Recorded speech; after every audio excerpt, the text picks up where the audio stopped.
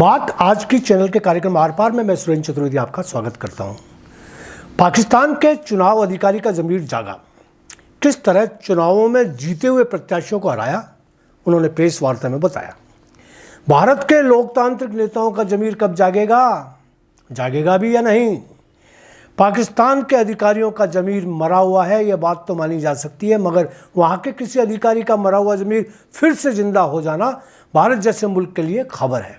सबसे पहले तो बता दूं कि रावलपिंडी के कमिश्नर लियाकत अली चट्टा ने चुनावों में जो धांधली की और करवाई, उसके बाद उनका ज़मीर अचानक जाग उठा है। उन्होंने आत्महत्या की कोशिश की, मगर फिर उनका ज़मीर बहादुर हो गया और उन्होंने प्रेस वार्ता कर सार्वजनिक रूप से बताया कि किस तरह से उन्होंने जीतने वाले नेताओं को गलत मतगणना कर हारा हुआ घोषित करवाया। पाकिस्तान में रावलपिंडी के कमिश्नर लियाकत अली चट्टा ने आम चुनाव में धांधली के आरोप लगाए हैं। उन्होंने कहा कि इस धांधली में मुख्य चुनाव आयुक्त और मुख्य न्यायाधीश भी शामिल हैं। उनके आरोपों पर आयोग ने कहा है कि वह इनकी जल्द जांच कराएगा। उन्हें पुलिस ने गिरफ्तार कर लिया है। रावलपिंडी क्रिकेट स्टेडियम में मीडिया से बात करते हुए कमिश्नर ने कहा कि मैं शांति से मरना चाहता हूं। मैं उस तरह की ज़िंदगी नहीं जीना चाहता जो मेरे साथ हो रहा है। इस डिवीज़न के 13 MNA जिन्हें 70 हज़ार वोट मिले थे, वे हार गए। उन्हें नकली मोहरें लगाकर हराया गया।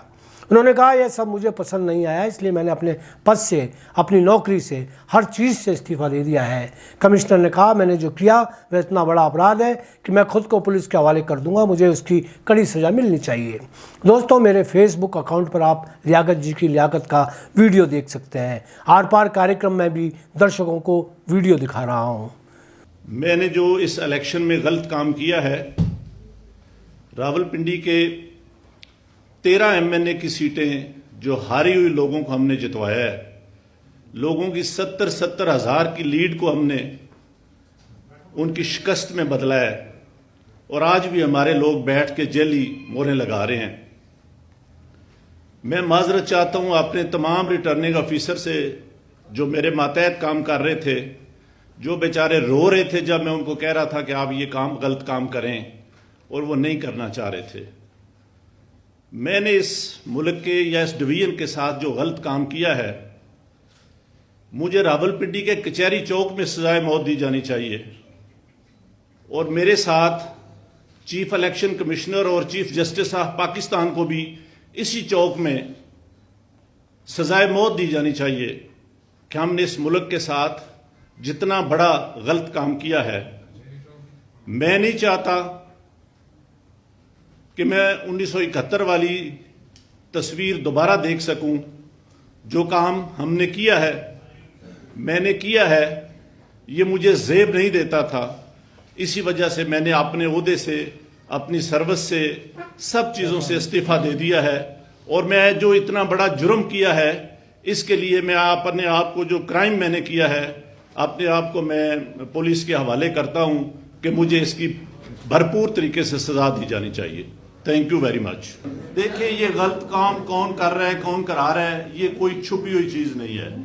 मेरे ऊपर सोशल मीडिया का और जो ओवरसीज पाकिस्तानी है उनका इतना प्रेशर था कि मैंने आज सुबह की नमाज के बाद एक दफा मैंने खुदकुशी करने की कोशिश की है, लेकिन फिर मैंने सोचा कि मैंने क्यों ना ये सारी चीजें अवाम के पास रखूं, मैं खुद क्यों हराम की मौत मरूं और मैं ये सारी चीजें अवाम के सामने क्यों ना रखूं। मैं इस क्रम में से गुजर रहा हूं।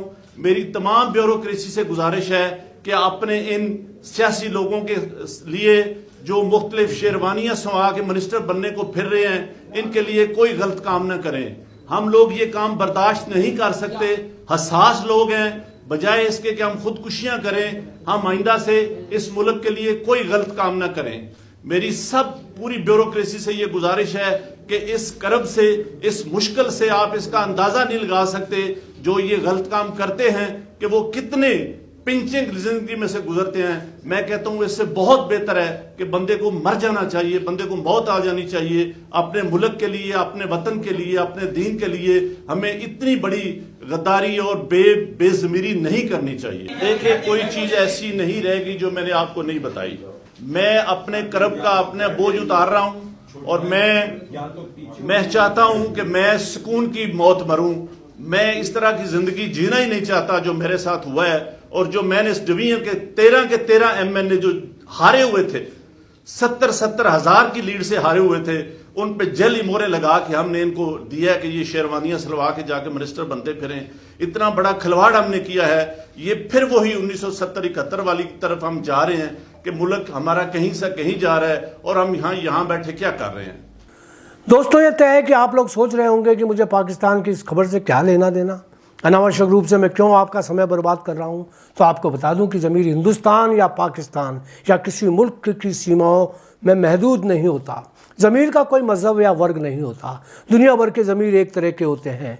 मरता भी एक तरह से है तो जीवित भी एक तरह से होता है। आज पाकिस्तान के किसी अधिकारी का जागा है, कल भारत के भी किसी महान व्यक्ति का जाग सकता है। भारत के लोकतांत्रिक मूल्यों का जिस तरह अवमूल्यन हो रहा है, आज़ादी का जिस तरह मजाक उड़ाया जा रहा है, सियासती काम क्रीड़ाएँ जिस स्तर पर निर्वस्त्र हो रही हैं, संविधान पर जिस तरह घेर कर हमले हो रहे हैं, उसके मद्देनज़र भारत के लोगों का ज़मीर भी कभी जागने की उम्मीद की जा सकती है। बस इंतज़ार करना है कि हमारे प्रजातांत्रिक राजा महाराजाओं का ज़मीर कब जागता है, जागता भी है या नहीं।